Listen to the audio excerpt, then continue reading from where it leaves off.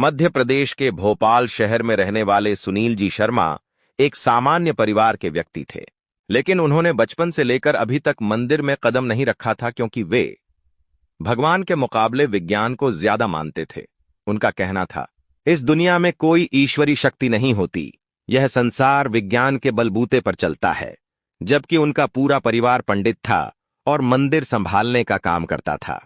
उनके पिता का कहना था कि एक ब्राह्मण के घर में मुसलमान का जन्म हुआ है, ये हिंदू भगवान को मानता ही नहीं है।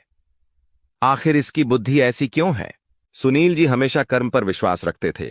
उनका कहना था कि अगर इंसान के कर्म अच्छे हैं तो कोई भी भगवान उसका बुरा नहीं कर सकते, और अगर इंसान के कर्म ही बुरे हैं तो चाह कर भी वो बड़ा इंसान नहीं बन सकता। इंसान को भगवान में मानने की बजाय अपने कर्म पर विश्वास रखना चाहिए, क्योंकि कर्म एक दिन लौटकर जरूर आता है। उनके मोहल्ले में बहुत सारे त्योहार मनाए जाते थे, धार्मिक उत्सव मनाए जाते थे, लेकिन वो किसी भी त्योहार में शामिल नहीं होते थे। उनका उद्देश्य बस एक बड़ा एसपी ऑफिसर बनना था। लेकिन उनके पिता कहते थे, तुम अगर जिंदगी में कुछ बड़ा करना चाहते हो तो तुम मेहनत करो, बहुत अच्छी बात है, लेकिन तुम्हें भगवान के आशीर्वाद की बहुत जरूरत पड़ेगी। अगर इस तरह से तुम उनसे नफरत करोगे तो जिंदगी में तुम कभी आगे नहीं बढ़ पाओगे। लेकिन सुनील जी का कहना था, मैं भगवान मैं नहीं मानता और ना ही किसी दिव्य शक्ति में मानता हूं, मैं केवल अपने कर्मों पर विश्वास रखता हूं। मैं भगवान के एहसान से नहीं बल्कि अपनी मेहनत से एक बड़ा ऑफिसर बनकर दिखाऊंगा। सुनील जी पढ़ाई लिखाई में बहुत अच्छे थे। वो हमेशा अव्वल आया करते थे, लेकिन जब वो किसी के पैर छूते थे वो लोग उन्हें आशीर्वाद देते थे कि भगवान तुम्हें खुश रखें, तो वो बहुत ज्यादा चिढ़ जाया करते थे, क्योंकि उनका ऐसा कहना था कि हमारी खुशी हमारे हाथ में होती है। अगर हम चाहे तो हम खुश रह सकते हैं, वरना दुखी रहने की तो हजारों वजह है। भगवान हमें खुश रखे ये जरूरी नहीं। ऐसा कहकर वो सामने वाले को बेमतलब का जवाब दे देते थे, जिस वजह से अक्सर उनका मजाक भी बनाया जाता था, और उनकी वजह से उनके माता पिता को भी बहुत ज्यादा सुनना पड़ता था। उनकी विचारधारा बहुत अलग थी। सुबह के समय जब उनके पिता अपने घर में भगवान की पूजा करते थे तो वे बहुत ज्यादा गुस्से में अपने पिता के ऊपर ही चिढ़ जाते थे। उनका ऐसा मानना था, इंसान को अपना समय बर्बाद नहीं करना चाहिए। ये पूजा वगैरह करके आप अपने समय को बर्बाद करते हैं। पूजा करने के बजाय तुम्हें इस समय का उपयोग अच्छे कर्म करने में, कोई मेहनत का काम करने में लगाना चाहिए, जिससे तुम्हें RS2 का फायदा तो होगा। सुनील जी के पिता को उनकी यह सोच बहुत हैरान करती थी।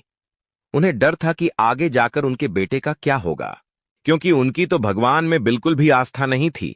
यहां तक कि गली में कोई साधु संत भीख मांगने आ जाया करते थे तो सुनील जी उन्हें भी भला बुरा कहकर भगा दिया करते थे कि तुम मेहनत करो, भगवान के नाम पर भीख मांगोगे तो वो ऊपर वाला भगवान भी आकर तुम्हें कुछ नहीं देगा, लेकिन खुद के दम पर मेहनत करोगे तो समाज में नाम भी बनेगा और अपने हक की रोटी तुम प्राप्त कर पाओगे। उनकी विचारधारा बाकी लोगों से एकदम अलग थी। समय के साथ उन्होंने अपने उद्देश्य को पूरा करने के लिए बहुत मेहनत करी, रात दिन एक करके पढ़ाई लिखाई की और दिल्ली में UPSC की तैयारी के लिए चले गए। उनके पिता को बहुत ज्यादा चिंता थी कि आखिर सुनील का क्या होगा। जब सुनील जी दिल्ली पहुंचे तो वहां पर वो जिस लड़के के साथ रूम शेयर कर रहे थे, वो भगवान का बहुत बड़ा भक्त था। उसने अपने हिस्से में भगवान के बहुत सारे पोस्टर लगा रखे थे, और जब सुनील जी ने कमरे में एंट्री मारी तो उस रूम को मंदिर के समान देखकर उन्हें बहुत ज्यादा चिढ़ आई। उन्होंने उस लड़के से कहा कि अगर तुम मेरे साथ रहना चाहते हो तो तुम्हें भगवान के सारे पोस्टर हटाने होंगे, क्योंकि मैं भगवान से ज्यादा विज्ञान में यकीन करता हूं। मुझे इस तरह की किसी बातों पर कोई यकीन नहीं है। अगर तुम UPSC परीक्षा पास करना चाहते हो तो तुम्हें खुद मेहनत करनी होगी, दिल लगाकर पढ़ाई करनी होगी। भगवान के आशीर्वाद से तुम पास नहीं होंगे। लेकिन उस लड़के का कहना था कि हम रात दिन मेहनत करें, ये हमारे हाथ में है, ये हमारा कर्म है। लेकिन भगवान का आशीर्वाद ही हमें सकारात्मकता देता है और जिंदगी में मुसीबतों से लड़ने की प्रेरणा देता है। अगर तुम्हें मेरे साथ नहीं रहना तो तुम रूम दूसरा देख लो, लेकिन भगवान के पोस्टर मैं नहीं हटाऊंगा। जिसके बाद सुनील जी के पास कोई और ऑप्शन नहीं था, इसलिए उन्होंने उसी कमरे में रहना स्वीकार कर लिया। रोजाना सुबह के समय उनका वो दोस्त भगवान की पूजा करता था और स्नान करने के बाद ही, पूजा करने के बाद ही वो पढ़ाई लिखाई में लगता था। इधर सुनील जी रात दिन एक करके पढ़ाई कर रहे थे क्योंकि उन्हें किसी भी हाल में यूपीएससी क्लियर करनी थी।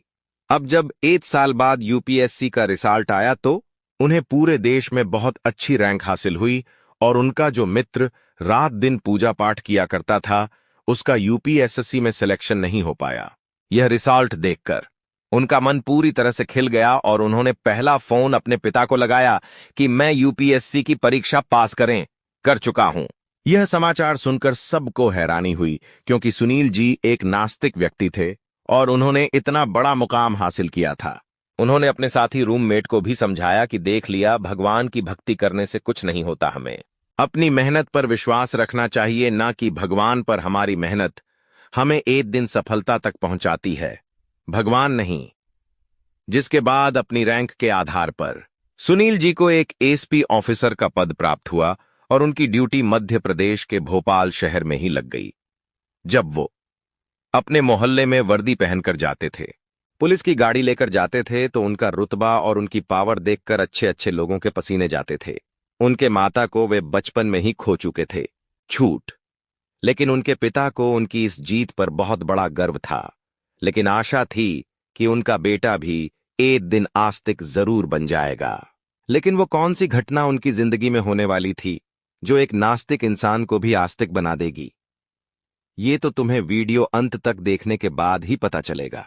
सुनील जी जब एसपी ऑफिसर बने तो वहीं पर कई सारे अपराध रुक गए। उन्होंने निष्पक्षतापूर्वक कार्य किया।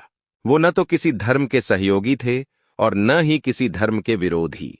सर्वधर्म को उन्होंने एक नजर से देखा और धर्म की अपेक्षा इंसानियत को आगे रखकर अपने हर उद्देश्य का पालन सच्ची ईमानदारी और निष्ठा के साथ किया। तब तक भी वे मेहनत पर विश्वास रखते थे, भगवान पर नहीं। लेकिन आगे उनकी जिंदगी में एक ऐसी घटना हुई जिसके बाद उनके रोंगटे खड़े हो गए। लेकिन जब प्रयागराज में महाकुंभ का आयोजन होने वाला था तो देश दुनिया से सैकड़ों पुलिस वालों का बंदोबस्त किया गया, जिसमें उच्च निम्न अधिकारी सभी शामिल थे। चूंकि भोपाल में सुनील जी शर्मा का रिकॉर्ड बहुत अच्छा था, ऐसे में उन्हें भी महाकुंभ में अपनी ड्यूटी निभाने के लिए बुलाया गया। उन्हें मुख्य रूप से भीड़ को नियंत्रित करने का और व्यवस्था बनाए रखने का कार्य सौंपा गया था। लेकिन सुनील जी इस प्रकार के किसी भी महाकुंभ में विश्वास ही नहीं रखते थे। उनका ऐसा कहना था, इस तरह के महाकुंभ में लाखों करोड़ रुपए व्यर्थ करने की बजाय अगर गरीब बच्चों की स्कूलिंग और बेघर लोगों को घर दिया जाए तो उनका जीवन आसान बनाया जा सकता है। वे बहुत अलग सोच रखते थे, लेकिन अपनी ड्यूटी के कारण उन्हें महाकुंभ में जाना ही पड़ा।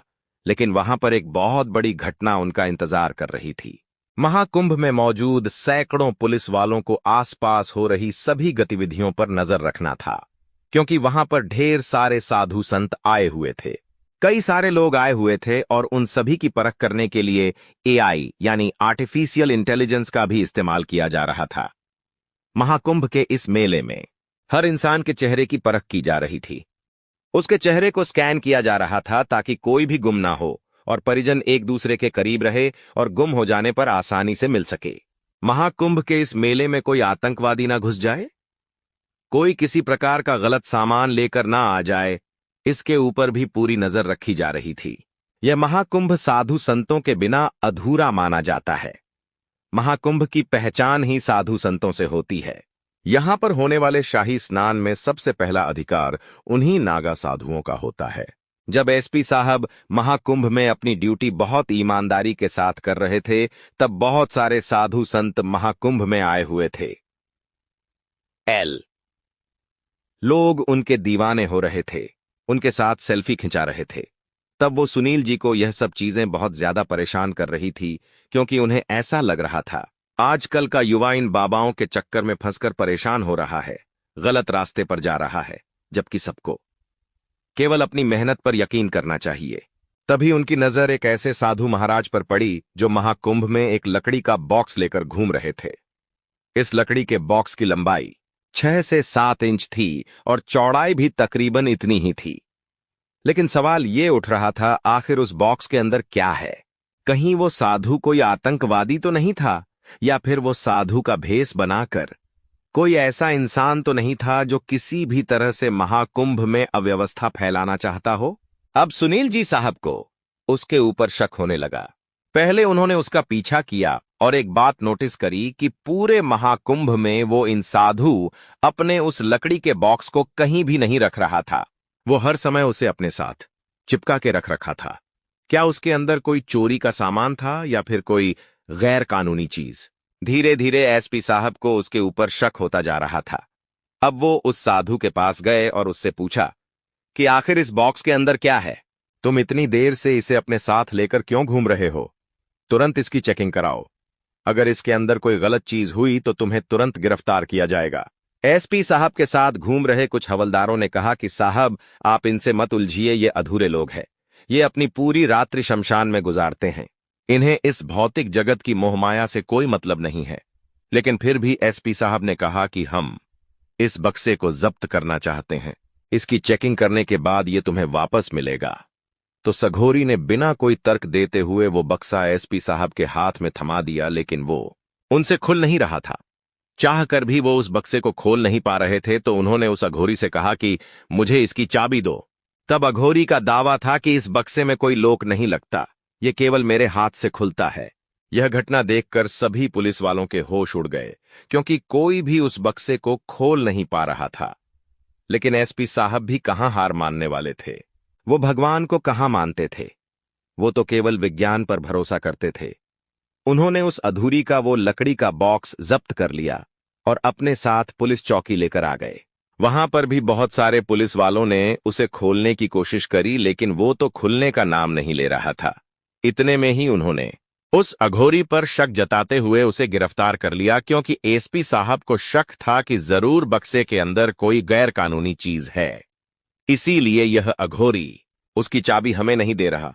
जिसके बाद ताला खुलने वाले कई लोगों को बुलाया गया, लेकिन किसी से भी वो बक्सा नहीं खुल पाया। अब देखते ही देखते रात्रि हो गई और उसी पुलिस चौकी में सभी पुलिस वाले और एसपी साहब सो गए। लेकिन रात्रि के समय जो हुआ उसे देखकर सभी के पसीने छूट गए।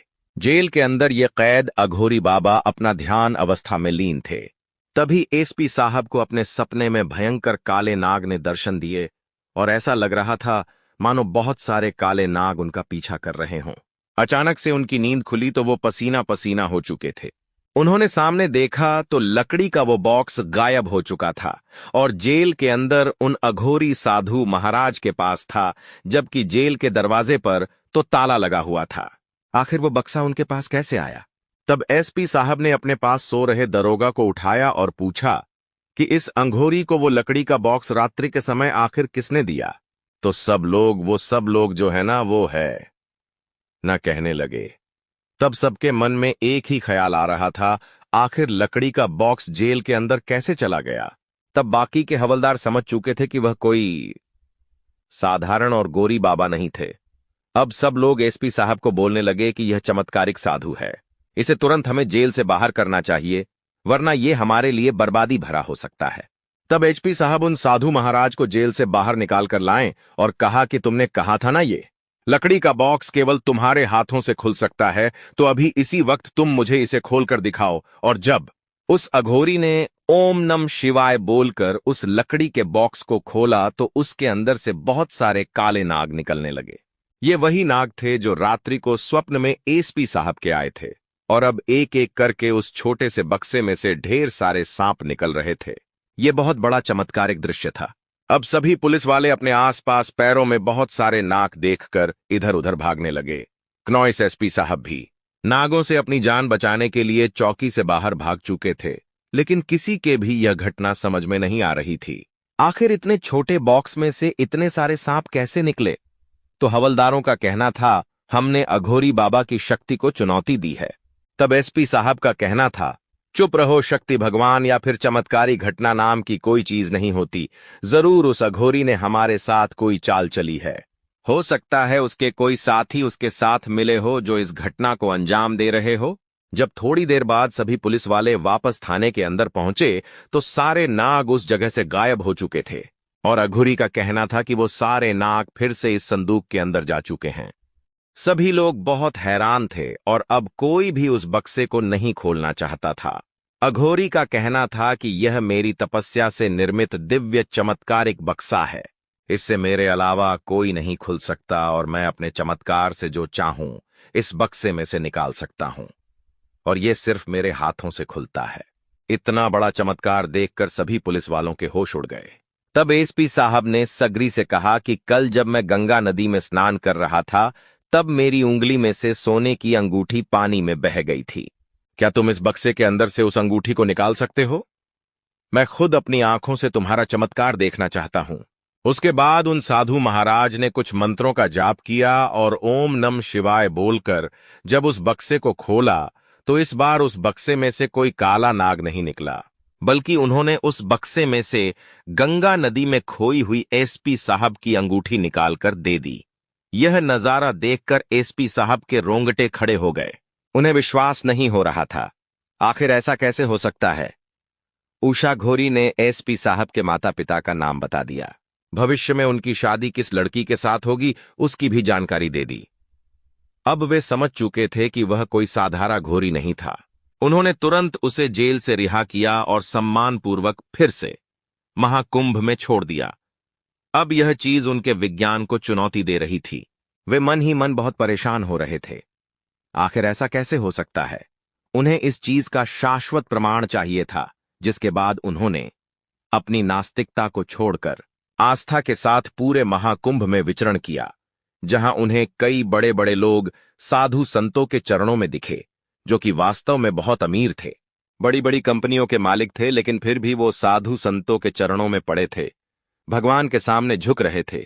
तब उन्होंने एक बात महसूस करी कि इंसान भगवान के मंदिर में इसलिए नहीं जाता कि उसकी जिंदगी बदल जाए, उसे ढेर सारा पैसा मिल जाए। वास्तविकता में मंदिर जाने का उद्देश्य सुकून की प्राप्ति है, शांति की प्राप्ति है, क्योंकि जब हमारे पास बहुत सारा पैसा हो जाता है तब भी हमारी चिंताएं बहुत ज्यादा बढ़ जाती है, और जब पैसा नहीं होता तो भी चिंता रहती है। भगवान के मंदिर जाना हमें शांति प्रदान करता है, सकारात्मकता प्रदान करता है, और उस अधूरी से चमत्कारी घटना देखने के बाद अब उनका लगाव सनातन धर्म के प्रति होने लगा था। एसपी साहब रोजाना सुबह गंगा घाट पर बैठते थे तो देखते थे कि भगवान की मूर्तियां बिक रही हैं, गंगा जल बिक रहा है, छोटे छोटे लोकेठी, छोटे छोटे ताबीज बिक रहे हैं, और भगवान का होना या न होना मायने नहीं रखता। उनके अस्तित्व की वजह से आज गरीब लोग अपना पेट भर रहे हैं। ये भी उनकी ही कृपा है। जिसके बाद उनकी आस्था भगवान में बढ़ने लगी। उन्होंने एक साधु महाराज के पेड़ छुए और उन साधु महाराज ने एसपी साहब को आशीर्वाद दिया कि भगवान तुम हमेशा खुश रहे। इस बार वो छिड़े नहीं बल्कि मुस्कुराकर उन्हें धन्यवाद कहा, क्योंकि उनके अंदर बदलाव की शुरुआत हो चुकी थी। वे अपनी नास्तिकता को त्याग कर धीरे धीरे आस्तिक बन रहे थे। ये सब उन साधु महाराज के चमत्कार का असर था। अगर वो उनका सामान जब्त नहीं करते तो आज उनकी जिंदगी में इतना अच्छा परिवर्तन नहीं आता। जब उन्होंने अपने पिता को फोन किया तो फोन की शुरुआत राधे राधे के साथ कही। तब उनके पिताजी को विश्वास नहीं हो रहा था कि उनका नास्तिक बेटा अपने मुंह से भगवान का नाम निकाल रहा है। आखिर ऐसा कौन सा चमत्कार हो गया? तब यह सारी घटना सुनील जी शर्मा ने अपने पिता को बताई और कहा कि अब मैं भगवान से जुड़ चुका हूं और पिछले 3 दिनों से अपनी सारी चिंताओं से मुक्त होकर बहुत शांति से अपनी ड्यूटी कर रहा हूं।